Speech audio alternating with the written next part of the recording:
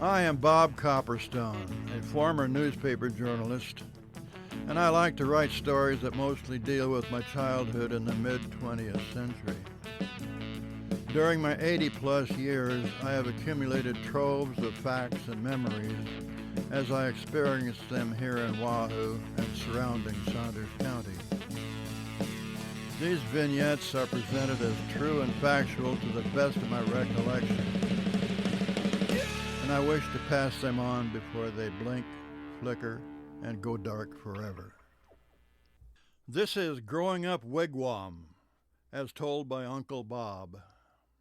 Dr. Kling's worst dental patient has got to go. My connection with dentists in Wahoo as a young boy had always been fraught by distress and distrust on my part. I hated dental appointments, and a dentist was anything but happy to see me come trembling in with well-founded fear of seemingly inevitable pain. There were 3 dentists practicing in downtown Wahoo in the 1950s. Doctors R.E. Sklenar, William L. Kling, and William Houfek. Dr. Kling often drew the short straw as my dentist. Bad news for both of us, I guess. His office was right across the street from the Wigwam Café. I probably spent more time at the family-owned Wigwam than at my own home on 9th Street. Anyhow, one day when I was about 9 years old, Mom had lied to me and said I was only going in to have a dental checkup. She had to misinform me in order to get me there. So here I was reclining on the torture chair, squirming and terrified, with Dr. Kling advancing upon me, brandishing a huge Novocain needle to prepare for the dreaded drill. So I played the familiar children's ace card for getting through a tight spot. "I gotta go to the bathroom," I squeaked. Dr. Kling sighed, signaling his impatience, but he had to put down the needle.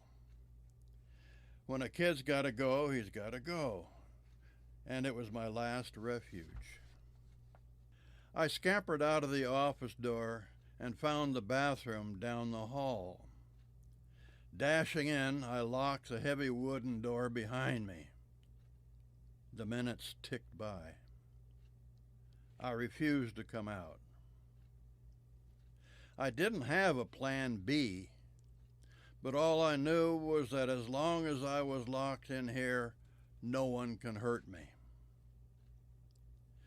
Dr. Kling and the nurse tried to coax me out. I remained stubbornly silent. They had to call Mom at the Wigwam to come get me. That's all I remember. I suppose I eventually had to take my medicine, so to speak, and Dr. Kling was free to have his way with my molars. As I knew it would, I'm sure it hurt like crazy. My antipathy toward dental work remains as strong as when I was 9, and I find myself scoping out bathroom locations whenever I visit a dentist's office. But to this day, Mom's not around anymore, and I still don't have a plan B. Epilogue.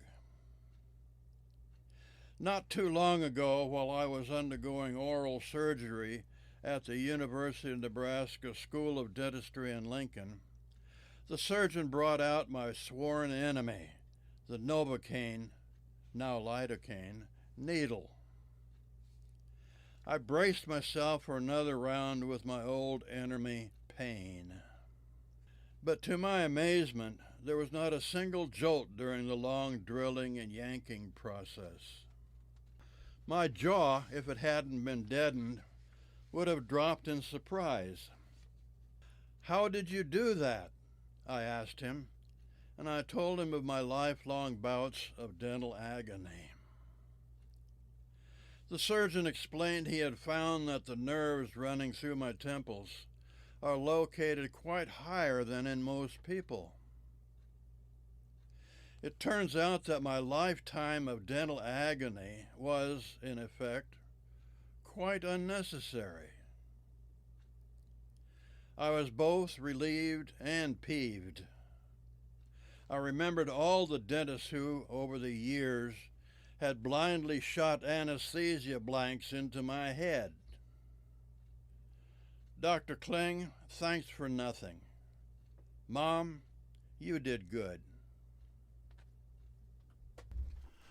No rush for gold. I wrote this for the University of Nebraska-Lincoln dental school students who worked on my mouth. They got a kick out of it. I lost the gold crown on one of my molars recently. I probably swallowed the sliver of gold, but since the tooth itself remained and my tongue never recognized the loss, I didn't know exactly when it went down my gullet. Some years ago, I had them extract a gold crown tooth. They gave me the tooth in a small envelope that I mailed to a scrap gold firm, receiving a check back for around $100. But this time, recovering the gold was going to be messier, involving close examination of my digestive processes. I was dreading that. Unsure of the exact time the gold was ingested, I knew I had to begin the salvage process immediately. Kneeling in the bathroom for the first time to survey the specimens bobbing around the goldfield's waters, my heart sank. I realized that the tiny scrap of dental gold wasn't likely to show itself on the outer or above water fecal surfaces.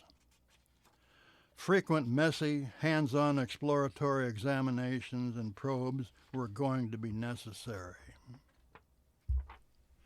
I've never been tested for it, but I'm sure I suffer from coprophobia, which is fear of feces.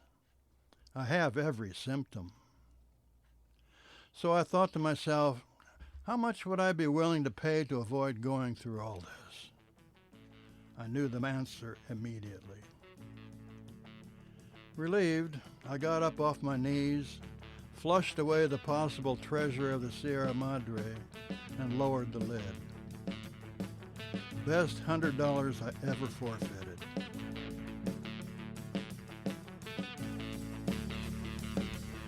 To be continued. Growing Up Wigwam is written by Bob Copperstone and produced by Chris Beatty. Everything is recorded in lovely Wahoo, Nebraska.